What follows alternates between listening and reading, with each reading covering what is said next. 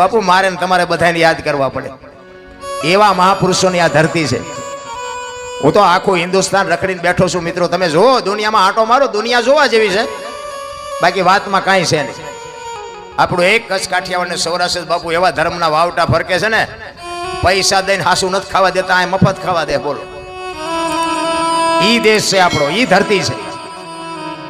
અને આવી જોગમાં આવ્યું તો બાપુ ગામો ગામ તમે જુઓ તો કુળના માથે આમ વડલો જેમ ગામના ઢોર માથે સાયો કરીને વળ્યો હોય ને, એમ માવડિયું બાપુ સાયો કરીને કુટુંબની માથે. પણ કુટુંબની એકતા તો પેલા જોઈએ ને રામ.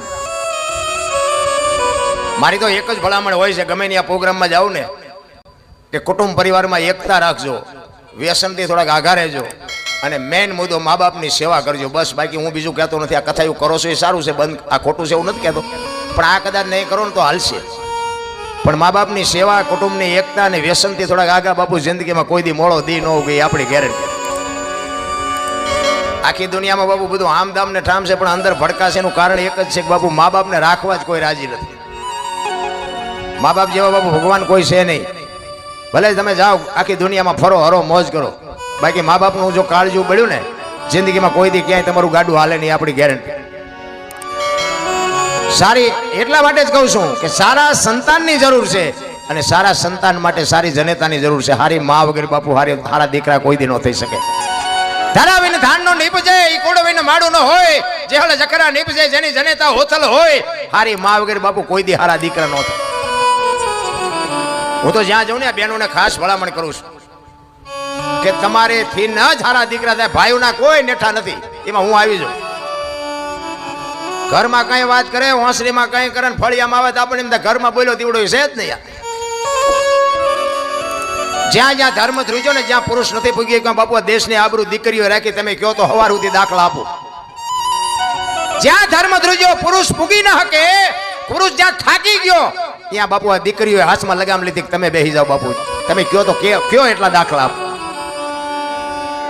દીકરીઓ છે ને, દીકરીઓ છે બાપુ, માવડિયું છે ને, માથી મોટું આ દુનિયામાં જગતમાં કોઈ છે જ નહીં. કોઈને પાવર હોય તો ખોટી વાત છે. માં છે એ માં છે, બાકી બધી વાતું છે. હું તો બેનો દીકરીઓને ખાસ કહું, તમે તો શક્તિનો અવતાર છો. તમે બાળીને ભસ્મ કરી દો એ તાકાત છે અત્યારે, પણ હવે તમે ફેશનમાં જે દીવ ઉઠાડ્યો છે કોને કહેવું.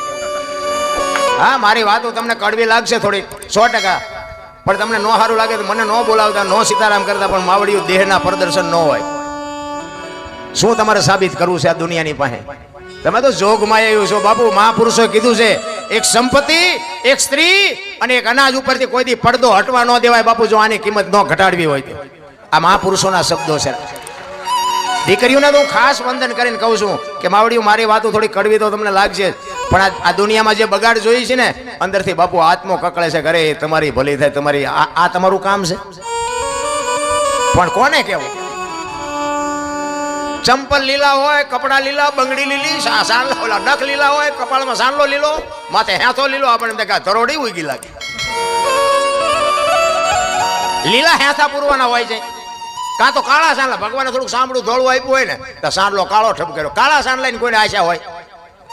અરે શું તમારે પ્રદર્શન કરવું છે મને તો એ નથી ખબર પડતી. દીકરી તો બાપુ દીકરી છે. હું તો સલામ કરું જ્યાં જવું અહીંયા. એક તમે જુઓ, ઉદરમાં માં સંતાનને ઉદરમાં રાખે 9 મહિના, એનો જન્મ માં આપે, એનું લાલન પાલન માં કરે, ઉછેર માં કરે, અને વાય નામ બાપાનું લાગે. કેવડું માનું સમર્પણ કેવડું છે. માં નો એમ કે મારો ભોગ છે એટલો તમારો નથી, એ માં ન કે, પણ માએ સમર્પણ કરી દીધું. કે આ દીકરા જો કપાતર પાકે ને તો કોક એમ કે કોનો છે, ફલાણી માનો છે, એમ કે છે ને તો મારા ખોળિયામાં જીવ નહીં રહે, એની વાય બાપાનું રાખો. માનસ જો કેવડો બાપો ત્યાગ કહેવાય, કેવડો માનું સમર્પણ કહેવાય. અને હારા હારા છે ને એની વાય માનું લાગે. તમને ન ખબર હોય તો કહું, હનુમાનજી કોનો, અંજનીનો, કર્ણ કોનો, કુંતીનો, ભીષ્મ કોનો, ગંગાનો, શિવાજી કોનો, જીજાબાઈનો, ગાંધીજી કોનો, પુતળીબાઈનો. હારા હારા માના, બગડેલા બાપાના. માં છે તો બાપુ માં છે. અને માને એક છત્રપતિ શિવાજી મહારાજ જીજાબાઈના ઉદરમાં હતો ને, તેથી માં ભગવતીને ખબર નહોતી કે મારા પેટમાં દીકરો છે, પણ એને એટલી ખબર હતી કે જો ભગવાન મને કદાચ દીકરો આપે ને તો આ દુશ્મન મને મારી નાખશે. એટલે બાપુ પ્રસૂતિની વેદના ઉપડ્યા પછી ઈ બાઈ ઘોડા ઉપર ચડી ગઈ. પ્રસૂતિની વેદના કેવી હોય એ માવડીઓને ખબર હોય, આપણને ન ખબર હોય. પ્રસૂતિની વેદના ઉપડ્યા પછી ઈ માં ભગવતી જીજાબાઈ ઘોડા ઉપર ચડી ગઈ અને 85 ઘઉંની મજલ કાપી હતી. ઘોડા રાખતા હોય ને ખબર હોય બાપુ 10 ઘઉં ઘોડા ઉપર જાવ ને હેઠા ઉતરો તો આમ કેડે હાથ દેવા પડે, થાકી જ્યા. ઈ બાપુ પ્રસૂતિની વેદના ઉપડ્યા પછી 85 ઘઉં કાપી છે. માં કેવી છે મારા રામ, એના દીકરામાં કોઈ દી ગોબો ન પડે. એને વેદનાનો પાર ન રહ્યો અને જંગલમાં પછી જ્યારે એની વેદના માપ પાર થઈને પછી બાપુ એ ઘોડેથી ઉતરી ગઈ. સામે શિવાલય હતું, શિવાલયમાં બાપુ માંડ માંડ પૂગી ત્યાં દીકરાનો જન્મ થયો. અને બાપુ એ શિવો અહીંયા નામ રાખ્યું, કારણ કે માને ખબર હતી કે મને ભગવાન દીકરો આપે, દીકરી આપે, મારું સંતાન આપને ટેકો દેવું થાય, મારું સંતાન કોઈ દી માય કાંગળું ન થાય, આવી કુમારી માને હોવી જોઈએ. ભલામણા વહુ હારો ભેગા પાણી પૂરીઓ ખાતા હોય ત્યાં છોકરા જેવા થાય. મેં આવડી આ વાત કરી ને, અને મને 2-4 ભાઈઓ કોમેન્ટમાં મોબાઈલમાં, જોકે મારે કોમેન્ટની જરૂર જ નથી. આ તમને કહી દઉં, મારે હારી મારી કોઈ કોમેન્ટ કરતાય નહીં. મારા મોબાઈલ મારા વિડીયો જોવાય જોજો, ન જોવો મારે કોઈ કાંઈ કામ જ નથી. સારું લાગે રાખો, ન સારું લાગે પડ્યું રહેવા દો.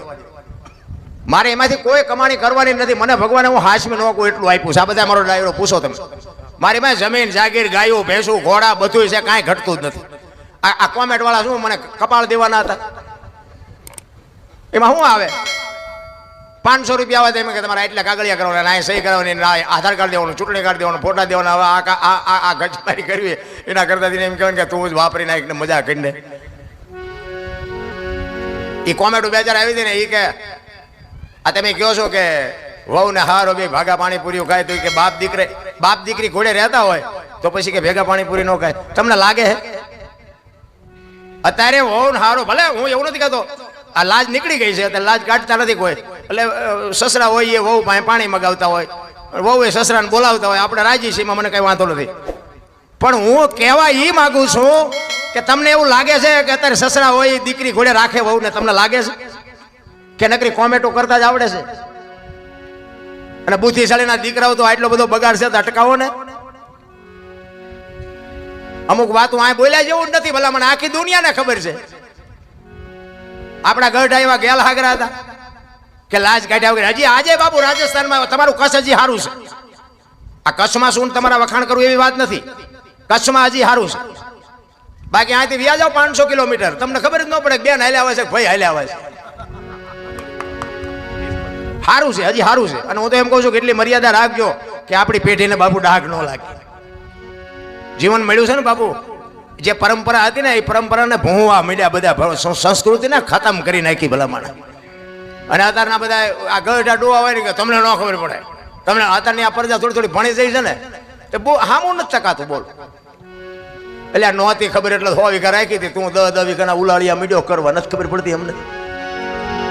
નહોતી ખબર, આને ખબર અમને તો એવી ખબર નહીં કે તું આવો કપાતર પાકી નાખે હતો જ ઉંદડા જેવડો, આમ કે ના મરડી નાખ્યો તો ન જાત બહારના ભાવમાં.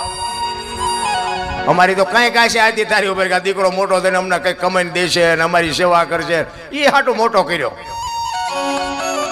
અમુક દીકરા નથી હોતા ને, એવડે કે હે ભગવાન એકાદો દીકરો દે, એકાદો દે છે. એવડે એમ કે છે કે નો દીધો હતા કરતા સારું હતું. આપણે એમ સારું આ હાસું છે કે આ હાસું છે, એ કઈ ખરા નક્કી નથી થતું. અમુક ના ઘરે જોવે ને જેને અમુક ને સંતાન નથી, હું તો એમ કહું ભગવાનને વિનંતી કરીને કે નો હોય ને ભગવાન આપે. પણ જેને કદાચ નથી ને, અને અમુક બાપુ દીકરાઓ જે મા બાપને કંદડે છે ને એ જોવે છે ને, ત્યારે ઓલા જે નથી દીકરાઓ ને એવડા એના મા બાપ રાજી થાય ભગવાને આપણને નથી દીધો એ સારું કર્યું. આવો જો કદાચ આપે તો આપણે શું કરવું? પધારો પધારો. સીતારામ સીતારામ બાપુ સીતારામ.